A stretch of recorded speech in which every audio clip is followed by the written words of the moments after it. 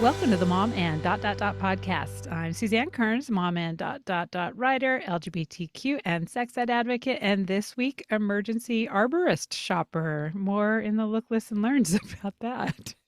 Exciting. Yeah. Yeah.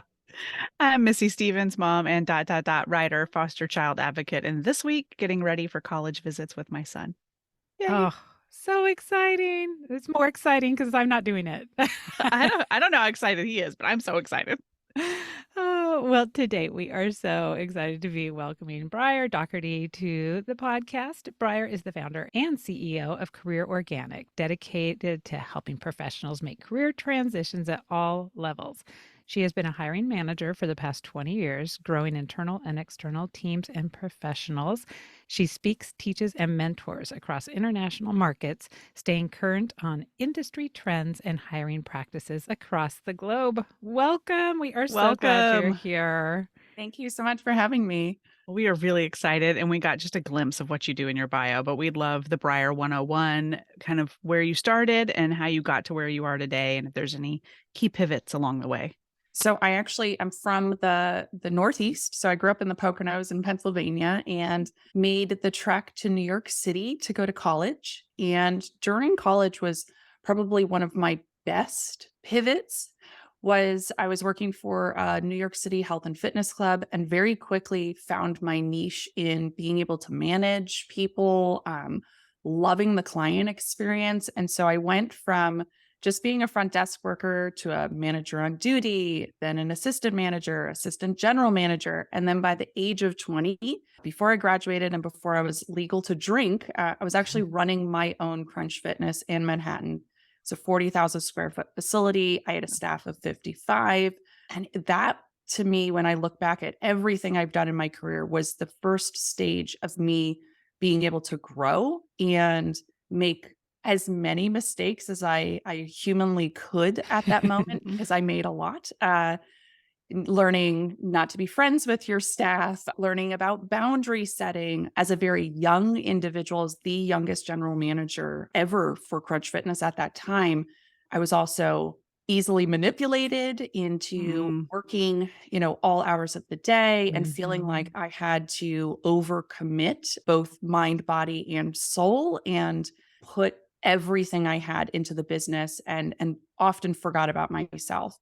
So that was one of my biggest pivots. After that, I ended up working with an organization that ran salons and spas across both Canada and the United States.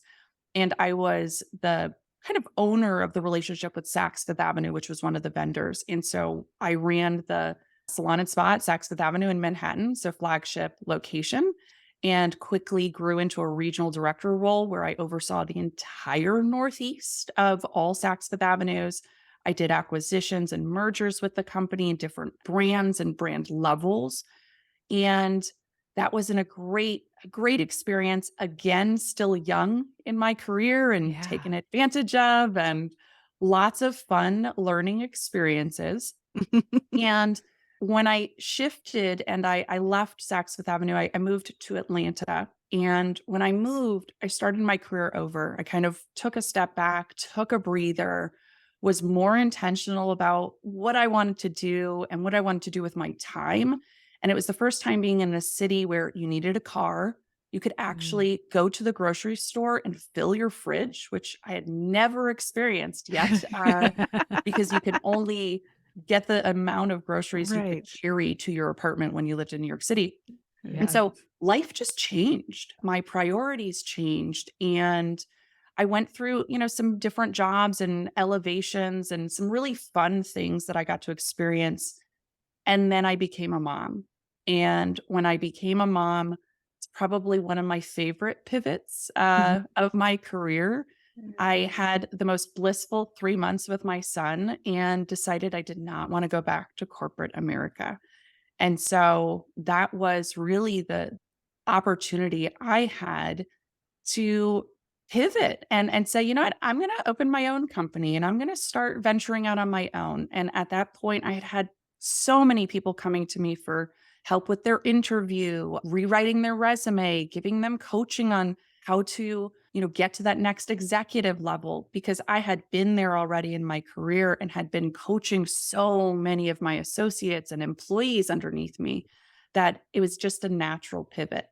And so those are my, the 101 on Briar, those are my favorite pivots because they Yeah. are literally my life lessons that every single thing that I've ever done since falls back on. Oh my gosh. Oh, it's I a am great story. so impressed by you. Yes. Oh Yes. my gosh, the amount you've done. And I guess I'm personally super impressed just because the leadership stuff, as far as owning those management positions, that is something that took me probably about 20 years to get to a point to be comfortable with. And the fact that you were doing that in your 20s is so impressive to me, just because Very that impressive. is not something that comes naturally to me. So that's It was amazing. definitely a learning curve to start with, Yes. but great life lessons.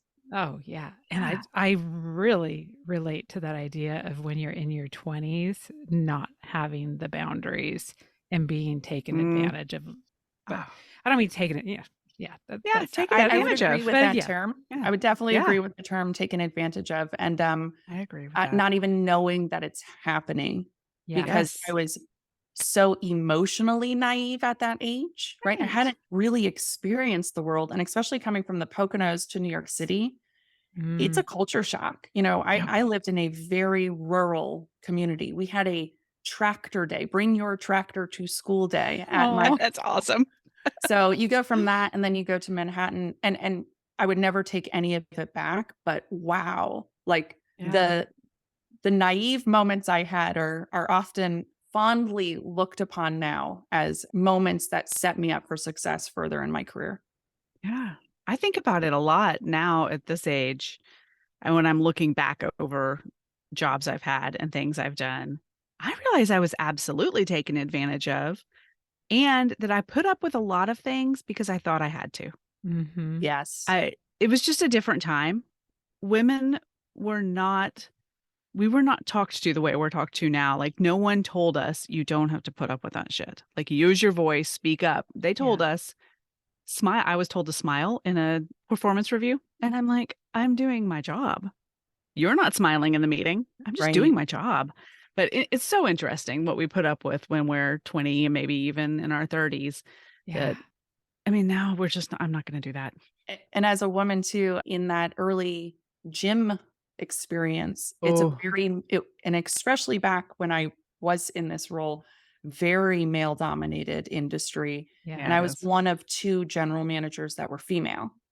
And so I was 20 and female. And so I actually am like, I feel blessed to have gone through all of that and Mm, that I had the strength and the confidence to work through it. It didn't destroy me. It didn't destroy my confidence. It actually gave me more just because of my personality. Mhm. It gave me that challenge, and I love challenge. It's kind of a fuel for me. So I lucked out in that regard. But yes, 100%, just a totally different world. Ah, I mean, yeah. we could spend the whole hour just talking about that. I'm thinking about my first job. I mean, I literally, because I used to have to do timesheets for my clients and stuff, it was regularly 80 hours a week, Yeah. which is bonkers. And I was working in an advertising agency, which a lot of the Agency leadership worlds. there, because it was in the 90s.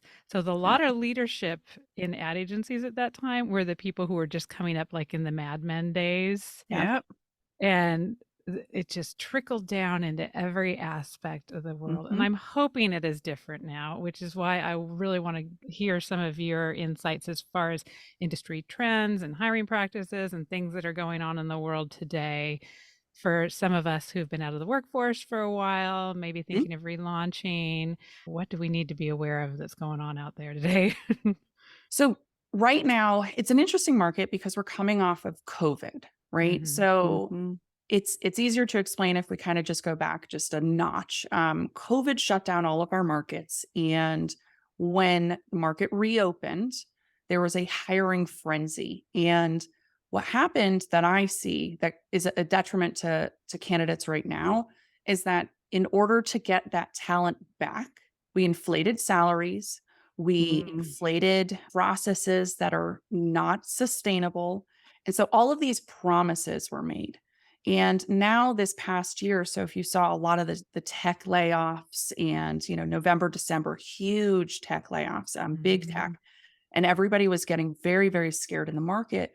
But if you actually look at the trends, you would see that when we reopened the market, a lot of those tech giants were still in their innovation phases. They wanted to start pumping those new products out, new services, new features. When in the economy, we didn't have those consumers with that extra money trying to buy those Interesting. innovative processes. We're looking at food, we're looking at healthcare, all of these, staples where you can't afford those, you're not going to be purchasing anything extra. And so Mhm. a lot of those layoffs had to do with those teams, those innovation teams, those strategic operations teams. And now we're starting to level out and we're starting to course correct. So organizations are looking at their budgets a bit more closely because they understand the consumer market, right? It's been a year. So Yeah. we've been able to Right. assess that as organizations. And so I'm seeing more hiring happen, but they're taking their time now. They're not rushing through the interview process, which they were before. So you could apply and 2 weeks later be in a new role because Yeah. everyone needed workers. So now it's a longer process. I'm seeing right now between 4 and 5 weeks for a candidate pipeline to happen, meaning Mm. if you apply today, you may not get a response from that application for the next 4 weeks, whether you're even moving on in the candidate process or the hiring process with that talent acquisition team.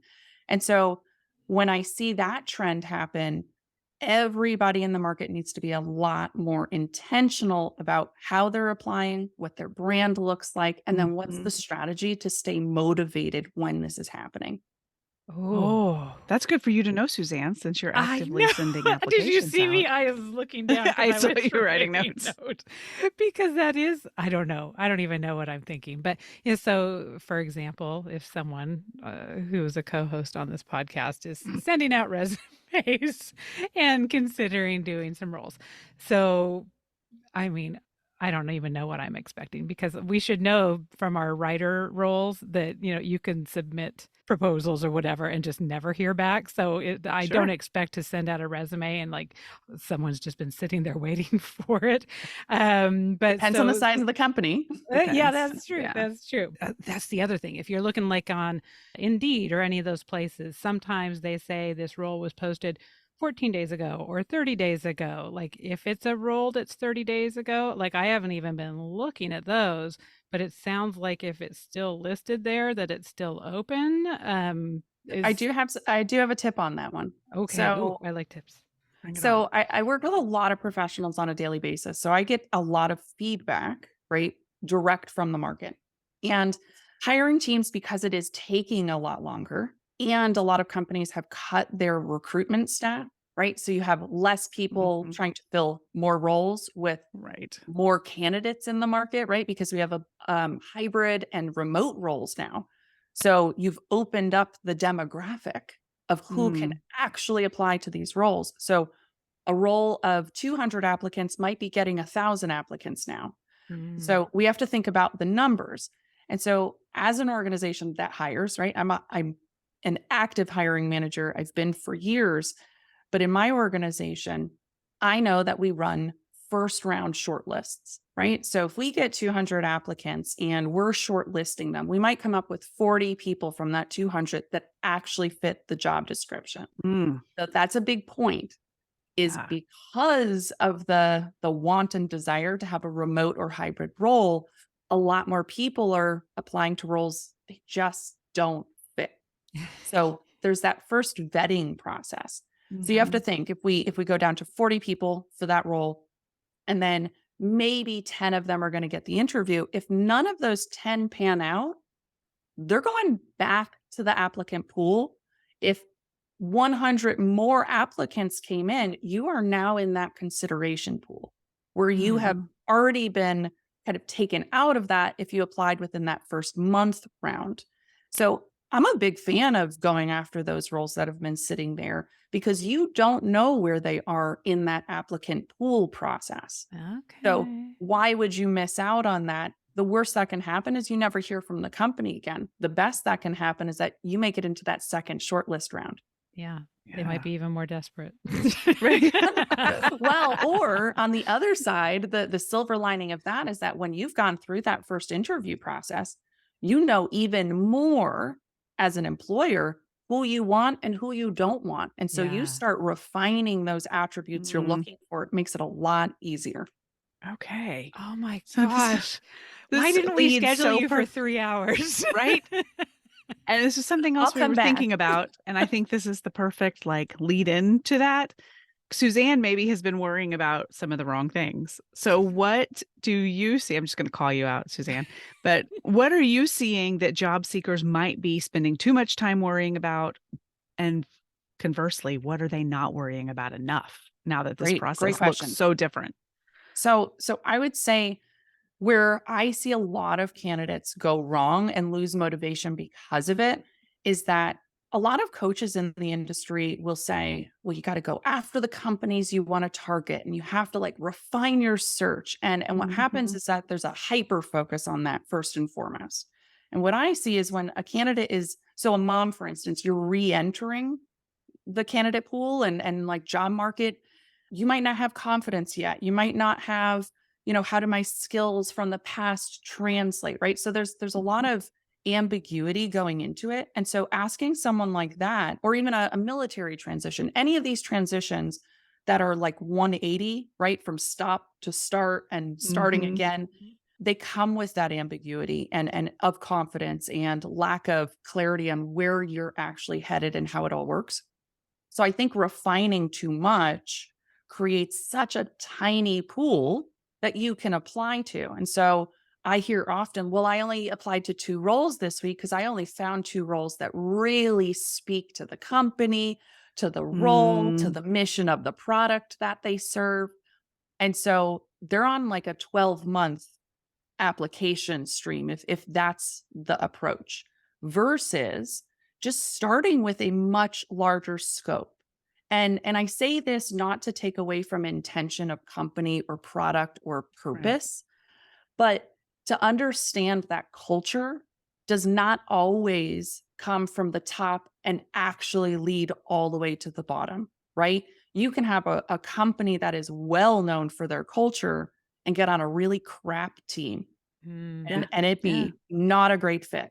And so because I've seen a lot of that and I've done a lot of personal like executive coaching with people that are over it. Like I was sold on a lie and I have a lot of those conversations. I know that if you open up the scope of your search, you're going to be able to interview against that culture. You're going to have more interviews. You're going to have more interaction with recruiters. And all of those tiny interactions are what create that traction and momentum. And Mm. so I go for the That's momentum great. first because I know when you're in a career transition, it's just, it's crappy. It's like, I don't know half the stuff going on. I don't know. Oh, I don't know about my resume. I don't know about LinkedIn. I don't know if I should be posting this. What do I say to the recruiter when they come back to me? There are so many questions. And so create that momentum, get a little bit of that confidence back. And how do you do that? You create a wider scope. And so, to the question of what do you want to pay attention to? You want to pay attention to first and foremost, what is it that you want to go after? And I often Mm. think about it from this perspective is we have a lot of teachers right now that are Mm. jumping ship. Yep. Yeah, we I want do. out of academia. And I say teachers, and that is a broad term. I'm not talking just K through 12. I'm talking college, higher, like all Mhm. higher ed, literally Yep. from graduate programs, certification programs, all of this. Scary. And the first question is, what do I do with this skill set? And Yeah. so if I were talking to the mass majority of candidates out there or potential candidates, right? People that are thinking about making this career transition, it's to map out your skill set that you most enjoy. So, what do you gravitate toward most? Because when you get to that interview and when you get to that networking round, when you can speak passionately about what you're going to be doing for an Mhm. organization and you Mhm. speak confidently about that skill set, you're going to have the upper hand. If you go for the skills that you're like, I think these work, but I'm not really sure about how to talk about them, and you bring that to an interview, you're always going to get tapped out from someone else who came with that level of confidence. And so just so I don't read too much into that, because we have talked to coaches in the past and just I've seen this with our friends that, women look at a job description with 10 requirements. And if we're missing 2 of them, we'll just be like, oh, I guess I don't fit that role. Whereas I think most men would be like, I could run this company. So, Yeah.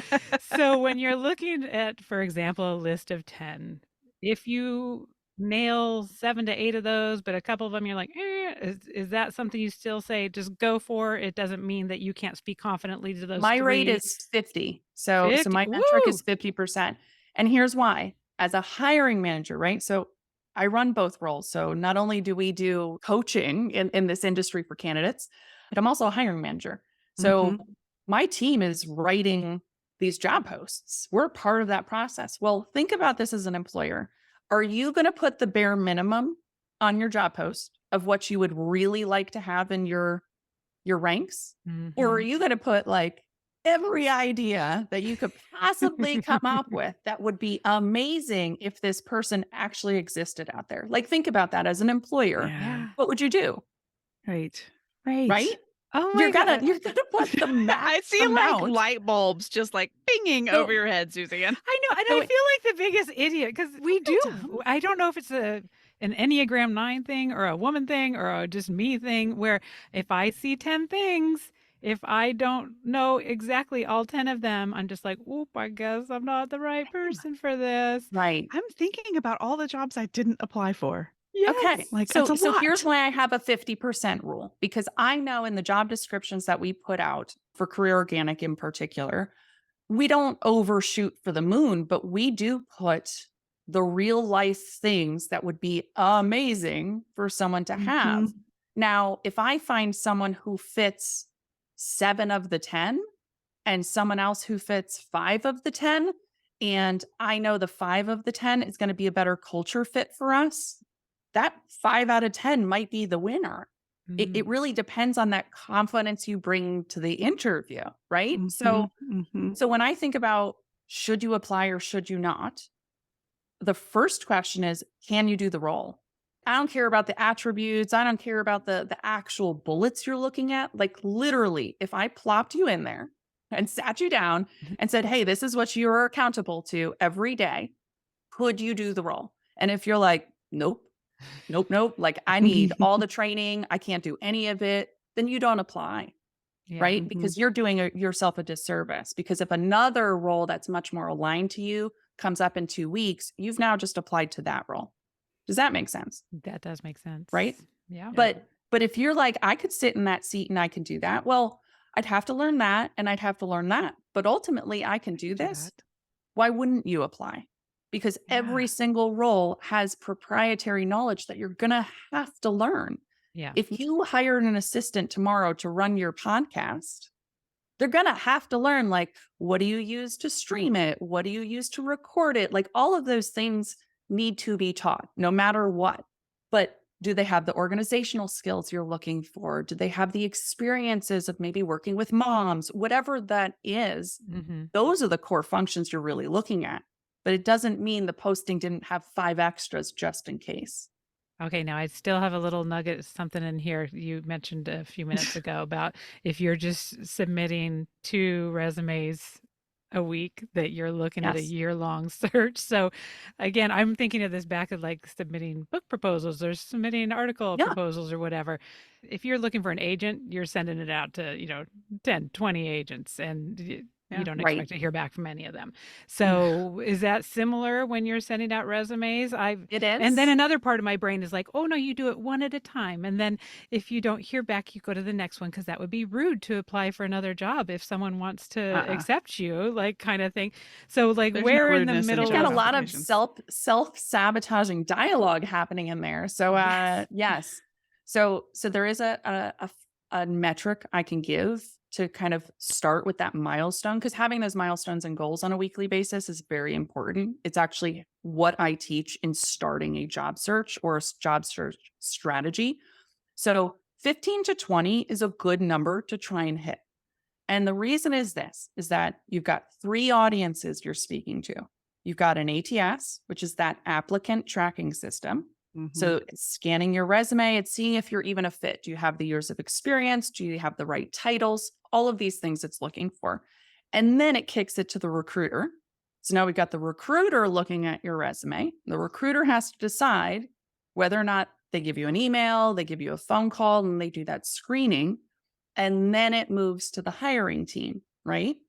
And so if you think about those two first gatekeepers, if you're submitting two and both of them don't make it through the ATS, you're at 0 for the week. Mhm. Mhm. Now, if you submit, say, 15 and two get blocked from the ATS, you've got 13 applications that are now in front of a recruiter. And so if Yeah. the recruiter says 8 of those are going to be declined, you've still got 5 applications that are active, right? So numbers do play a game in this because one, we're working with a tool, right? Like an actual software system that tracks you as an applicant. And then you have a human being looking at it and there's bias in that and what they're looking for. Mhm. So you're not always going to make it through, even if you're a great candidate for them. So Okay. 15 to 20 is that's where I see a lot of people make the most traction and speed up that process. And Missy, I'm going to Oh, go rogue here and jump around okay. with some questions because I think this Okay. leads into the question that we had about resumes that are being read digitally by this Mhm. system. Mhm. I actually had someone do my resume a couple months back, and when I got it back, I was really surprised at how not robotic it sounded, but it wasn't as conversational as maybe Mhm. resumes were back 2 decades ago when I started. So, like, what is the deal with resumes now? How should people be writing them so that they can still convey a compelling story about their experience, but Sure. also, not sound like a robot that needs to be read by the system? So I teach this resume writing not only to my staff because we have resume writers on staff, but also in the market when I'm doing workshops and resume writing classes. And so the approach is this is one, you have to have a skills section. So having a skills section, and it can be at the top, it can be all the way at the bottom, just depending on how much experience you have and what you want to showcase on that first page. And so if you have a skill section, what you can now do is utilize Chat GPT. Okay. So if you're doing your own resume writing or you're applying to roles and you just need a little quick hack, you can put your job description into Chat GPT and ask it to pull out its keywords. And then you Mm. can look at your skills section and see, did you miss any relevant high level keywords, right? Because like we're going to have soft skills like passion and collaborative and all of those. That recruiter is looking for that technical skill set. Like, do you Mhm. have regional management? If it's a regional manager role, you need regional management, team leadership, stakeholder engagement, right? And Mhm. so running it through something like that can just tell you your gaps. But what you should not be doing is rewriting all of your bullets per application because you're never going to submit more than 2 applications a week at that rate. Right. So Right. the concept is this, when you're looking at writing a resume, you want to one, know your target. What type of roles are you applying to? Now, if you come to me and you say, "Well, I want to be an HR generalist and I want to be a social media coordinator." You're writing 2 resumes. Mhm. Mhm. Hands down, Mhm. those things have 0 to do with each other, okay? Right. But if you said you want to be an HR generalist or maybe an in-house recruiter, those 2 can marry because of Mhm. this core function overlap. So if you think of typical roles, you have lots of core functions with them. So if I think about operations in particular, it's probably the easiest to talk about. Operations is people management, budget management, process management, right? So like we have these like core functions. So you want to make sure that in your resume, the bullets that you have talk to the core functions of the roles you're applying to. And if all of your bullets, and I mean all, like you go back to your history and you rewrite them to be focused on one of those core functions. And I'll give you one very quick anecdote here. So if you think about a lifeguard, wanting to go into PR. Okay. The one piece of being a lifeguard that translates to PR is crisis management, right? So if you're Yeah. thinking about that skill set and how to rewrite it, it's not that they had PR experience when they were a lifeguard, Yeah. right? But it was that they were able to handle information overload, be able to crisis manage a situation on the fly, and then report on that to a team, to a supervisor, any of those pieces, right? And so when I It's talk about genius. translating core functions, that's what we're doing. And so a good resume has done that for you. So your question about like storytelling versus bots, I'm all about the bots in your skill section. 100%. Like get those keywords in there. Don't try and like create a narrative in the skill section or have long lines. Literally, it's like a couple words for each phrase. Be done. Check it to the job description. Make sure you update that. But your bullets should not have to change if you do it from that perspective. Got it. Oh, okay. So while we're on this topic, I have a question that's near and dear to my heart, and I believe to Suzanne's as well. What do we do with the career gaps? Like, how do we make that get past the robot? 100%. So it's not the robot that's going to kick you out. It's going to be the recruiter, right? So we're at the second Okay. audience when we see gaps. And so Okay. my big take on this, especially because of COVID, is put your gaps on the resume. So when we work with parents in particular, we'll actually put career pause and then we'll come up with whatever title is comfortable for our client. We put the dates and then we might have one creative bullet of, curriculum development. If you're like, doing preschool with them, Right. it could be dedicating time and energy to the livelihood of a tiny human, whatever really fits, right? That we Yes. can put on there. And it's just like typically one line, unless you're like house manager or doing so, part of the PTA or any of those pieces, you can put that in there as well. But Right. you have to remember there's a ton of gaps. So we have people that were furloughed and laid off during COVID. So think about someone working with Delta. So you have the role and the end date, like that you were terminated in mass layoff from Delta. And we actually put that as another line.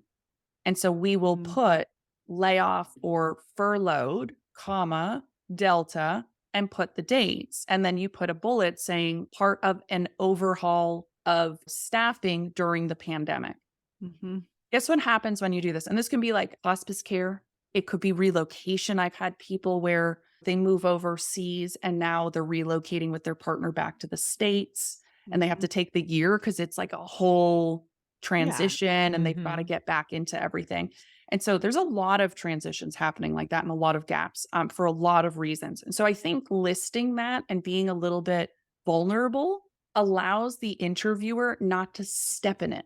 Because you have Mm. to think about this. As an interviewer, if I see a 2-year gap and you just try and glaze over it on your resume, I'm going to say, hey, what were you doing between 2016 and 2018?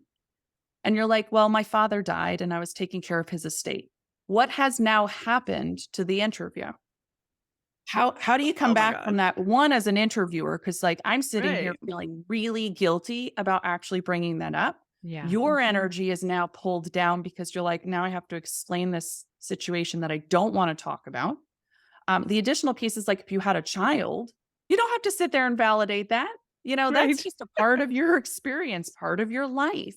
But if someone sees that, you're being very forthright and it makes it a lot easier to get through that interview process. And that's what I'm more concerned about because if a recruiter likes you and likes the experiences, they're going to give you a call. It's not going to be an issue Yeah. as long as they know you weren't just laid off and never went back to work, because that's the red flag is Got it. Yeah. why were you not able to get rehired? Does that make sense? Mhm. Yeah. That's what they're looking for. So if you lay it out for them, you're setting yourself up and them for success once you do get to the interview round. Yeah. This question Oh, is that's also good. probably relevant for only me, but so what if you've had two gaps? So, like kid number one, kid number two, maybe, or like someone took a job in between caretaking. So, that is what I do have on my resume.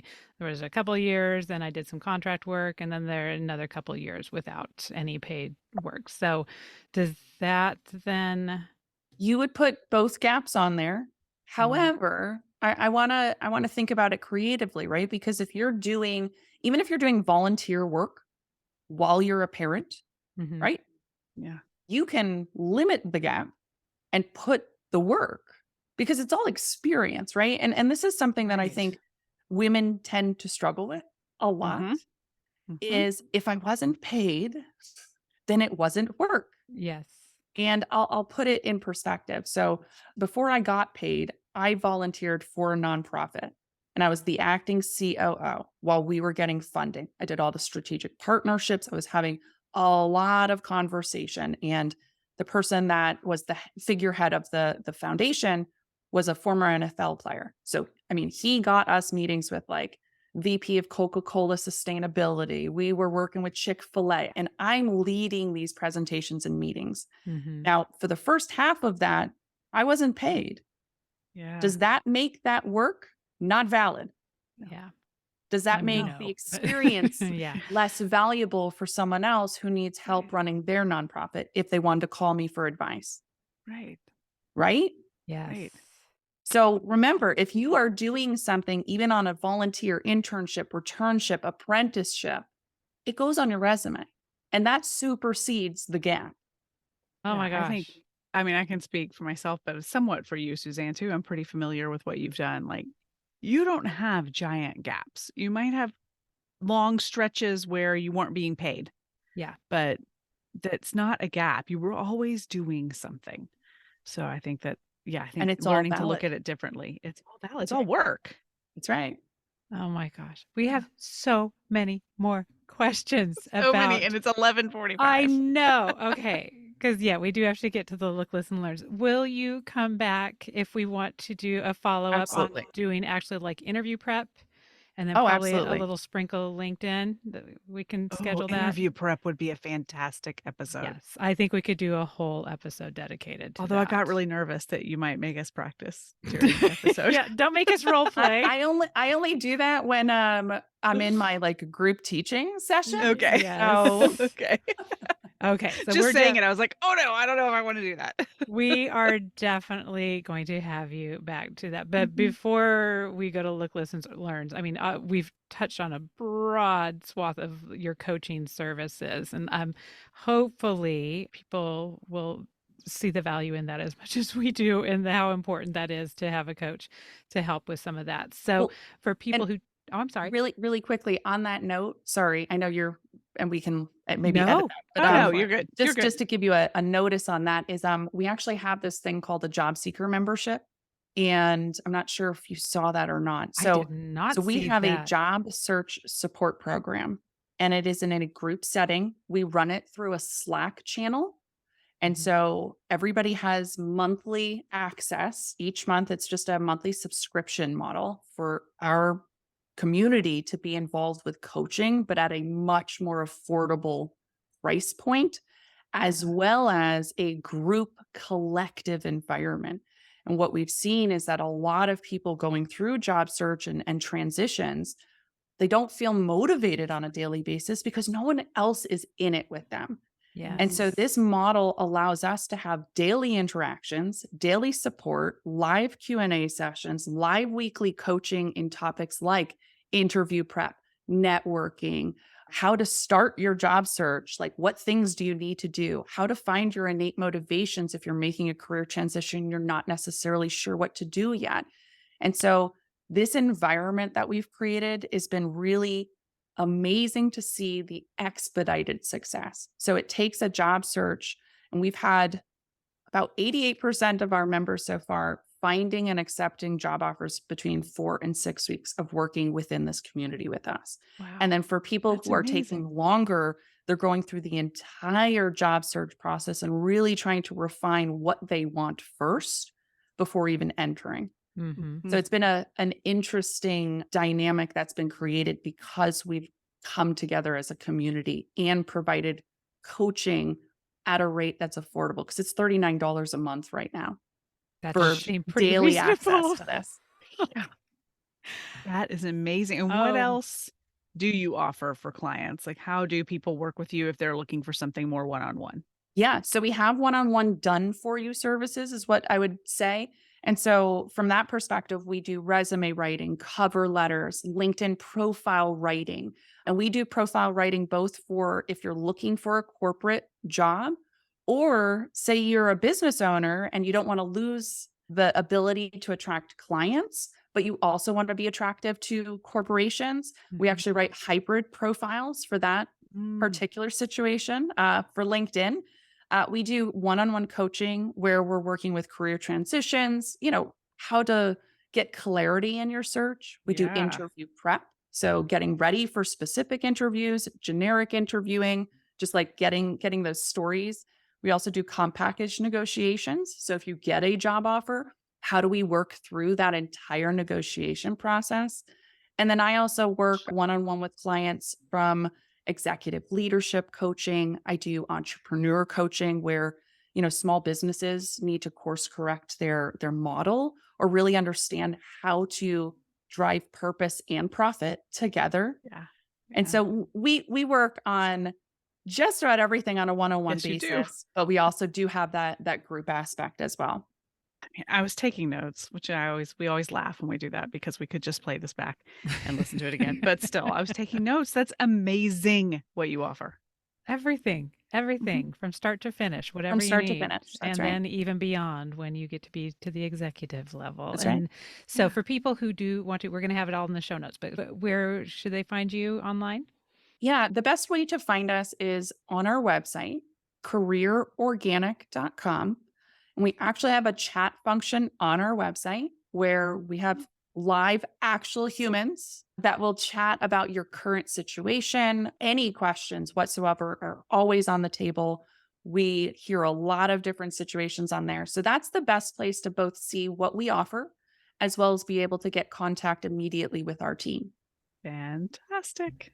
Oh, okay. And then, yeah, we will immediately be following up with your team after this to schedule round two to Yes, we answer the will. rest of the questions we didn't And then get there's to. also LinkedIn, so my entire team, including myself, is on LinkedIn. I am always very open and willing to hear from anybody going through a career transition or just even contemplating a career transition. I'm the only Briar Dougherty on LinkedIn.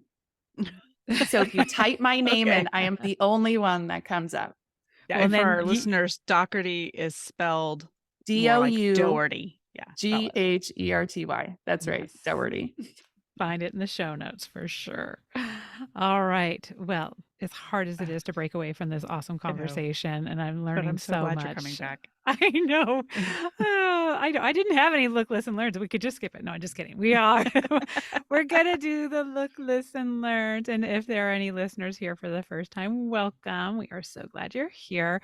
The end of each show, we just spent a couple minutes talking about some of the things that we are either watching or reading or listening to or learning about. And we do not like to put our guests in the hot seat. So, Missy, you want to do your look, listen, learns? Sure. So have been looking at this week my local bookstore, um, and this is nothing that anybody hasn't heard before, but it's really important to support your local bookstores. I have this amazing one by me. It's called Lark and Owl, and it has a little bistro and coffee shop attached to it. They do an incredible job of reaching out to the community, of trying to promote things from within the community.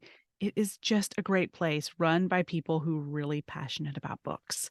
So if you have a store like that, I know it takes longer to drive over there and go than it does to hit buy from Amazon. Or if you go and they don't have the book you want, you have to ask them to order it. Like, I know that that takes a little bit longer, but I have been thinking about it so much lately that it's worth it. And the way I feel when I am there, and it just feels good. And mine is a good place to work. They may not all be like that, but there's a great place to sit and get some work done as well, which is sort of magical. I love to work surrounded by books. So, Yes. yeah. So that is my look. And well, I have another look slash listen because I listened to it more than watched it. But Shiny Happy People on Prime, which is the Duggar documentary and talks about ILBP or IBLP. I can't remember the initials. This really fascinating cult, essentially. Um, and fascinating in the grossest way. Like, it's pretty Yes. upsetting. It was stuff I really didn't know before, but having grown up in a church, there were some crossovers. I recognized some of that. And they talk a little bit about James Dobson and Focus on the Family. And that was a thing that in my Protestant life I heard some of. And so I'm fascinated by religious cults and by religious unpacking and deconstructing and all of that. It's just something I'm working on myself now. So it's fascinating, but it's disgusting. I'll have Upsetting. to save that for when Chris is on a trip. That's one of the shows he won't watch with me. Yes. But Oh, yeah. but Mark I'm did kind of not I'm have any kind of interest. interested in it too. So yeah. Yeah. Mark was like, "What are you doing?" I was like, Or I got to I'm get doing COVID stuff, again so I but can watch it. no, don't say that. Knock on wood. No, knock on wood. Knock on wood. And my learn is more of an ask. I need help with supplements. So if we have any listener out there who is a doctor or knows a Oh, doctor, you're going to get hit up by so many I hope MLMs so. right now. No MLMs. I'm not buying in. But I have like real life doctors who've said, okay, take this and this. And then of course I've done some reading and some TikToking and looking for the information. And there are so many supplements you could take all day long. I don't think that's actually very good for you. I don't think that's necessary. So I'm trying to figure out beyond vitamin D, which I am woefully short on. I never have enough vitamin D, even if I'm taking it. So beyond that, and magnesium, which seems to be universally I was agreed going to say upon. I'm a sucker for some magnesium. Yep. Yeah. And I've been taking it with zinc because apparently magnesium, zinc, and vitamin D are good friends. Oh, it's So like vitamin if you're C and taking- iron. They like to play Right. together. Okay. Right. And then, I'm like taking something for my eyes because my mom has macular degeneration. So I want to protect my eyes. And then I'm taking the omegas because women need that for their hearts and blah, blah, blah, blah. Like there's so much. What do I take? I have a really balanced diet. And so, at least I think so. I should probably talk to a nutritionist, but I think I have a good diet. So, what am I getting from my food? What do I need to take? What is too much? So if anybody knows, reach out to me and tell me. I would love to hear more. We should have a dietitian come on. I think we need one. Yeah, we need to find a good one and get some help. And that actually segues into mine. Good. Well, it's your turn. Ooh, What's good, up? What 'cause do it's you your look, turn. listening, and Perfect. learning? So my look, it was very interesting, is I've been doing a lot more research on seed oils and nutritional things for my kids because I actually have a very restricted diet. I had cancer in 2014 and I cleaned up my diet completely. Cancer went down very quickly after my surgery and all of this. And I reintroduced like carbs and sugars and things like that back into my diet in 2018 and got recurrence. Oh. And so I very quickly went back to my diet and literally within 2 months, the growth in my neck had actually gone down by 40%. And so food for me is like a very strict lifestyle. And so I do a lot of research, but it just came back where now I'm trying to incorporate my diet for my children because they'd have different needs than me and, different reactions to different foods. And so I've been looking at, I do a lot of cooking. So I cook all our meals. We don't do a lot of processed foods, which makes it a little more difficult, especially in the summer and like wanting to go to the beach or go to the lake or anything like that. It's like you have to actually bring a cooler and things need to be set up. But the seed oil piece and like what we're cooking with, even like our oils, like olive oil, a certain heat. I've been reading about how they process avocado oil and like all the actual processing things. Which is kind of neat because once you see what they're doing to the food, makes you want to do less of it. So so that's been like a lot of my reading as of recently. Then I would say my listen, it's just this week. I have so much on my mind. And so I become kind of an insomniac sometimes when like things are just, they won't shut down. And so I've been playing an audiobook of Pride and Prejudice every night. And I love it because it's got this, like really amazing British accent. And I like the story. It's one of my favorites. And my daughter, my 7-year-old daughter and I have read the book together. And she really enjoys it. Oh, fun. And so I've been playing that each night. I can't make it really through a chapter, which is sad. That's the goal. It like literally puts me out. I'm like, done. Yeah. completely done, which is exactly why I'm using it. So that's my listen I love it. right now. Thank And goodness then for my those timers, learn, or else I'd wake up and the whole book would be done. Yeah. that's kind of how I am right now. And then my learn is we are trying to consider having my parents move in with us and creating an in-law suite for them. Oh. And so I've been doing a lot of research and trying to learn on how are those spaces and what's the cost per square foot and what are the Mm. charges for Oh, building yeah. this and that and trying to get my head wrapped around it Mhm. before moving on to builders and getting exact estimates and quotes. And so I think that's what I'm dreaming of when I can't go to sleep is Oh, like yeah. No lay wonder I you was out. about can't to say, sleep. no wonder you're not resting. Like, you do have a lot on your mind. Oh, so Oh. that's my look, listen, learn. Oh my gosh, those are good ones. Yeah. And What about mine you, will be Suzanne? super fast because I did not organize my look, listen, learns because I was addressing, I am looking at a giant branch that I listened to fall on my roof Oh, while I was eating yeah. breakfast this morning. And I am going to learn, I'm sure, shortly how expensive it is to have that removed. And I'm also going to be listening and looking at two whining dogs because they cannot go outside now because if this thing falls, they will be history. I mean, Yeah. it's probably 10 times as big as Bear. So, yes, so that is Yeah. my look, listen, learn. I will be, I'm sorry. It's I not fun. know, I don't want to learn how much it's going to cost. But I mean, it's not going to be cheap. I'm not going to lie to you, but I think after, during the freeze, the trees around here, Briar, were like snapping. I don't know if you yes. saw any of that in the news. Like, Oh, they I were did. so cold that they were like exploding basically and falling. And it was this horrible loud noise all around us. And so we had a very large one fall right into the pool. And we had a couple other large ones hit structures on their way down. We had a lot of damage. And we had another huge one that just landed on our patio, but it was really big. And then a quite large one on the roof as well. Like, it was a mess. And I mean, it was not cheap to get help with that, but it's not as awful as For I expected. deductible, right? Right. Well, and I think I had worked myself up to thinking this is going to be thousands and thousands and thousands of dollars. So when they gave us the bid, I was like, okay, please go take care of the branches. Like, we'll pay you that. You That's know fine. what? That's actually a really good point, just as far as perspective, because to me, this is like a huge deal because I'm picturing like what it would involve for me to have to go up there and remove it. But Right. for You don't them, have this all is the probably tools. like, oh yeah, let me just get my saw and I'll just shimmy up there, and it's probably like nothing to them. So, Right. so Yeah. It's yes, not cheap, but it I'm won't seeing be it through horrible. my amateur tree Well, that was trimmer mine too. eyes. It was like, Yeah. how does one get a tree out of a pool? I mean, what? I guess now we just have this.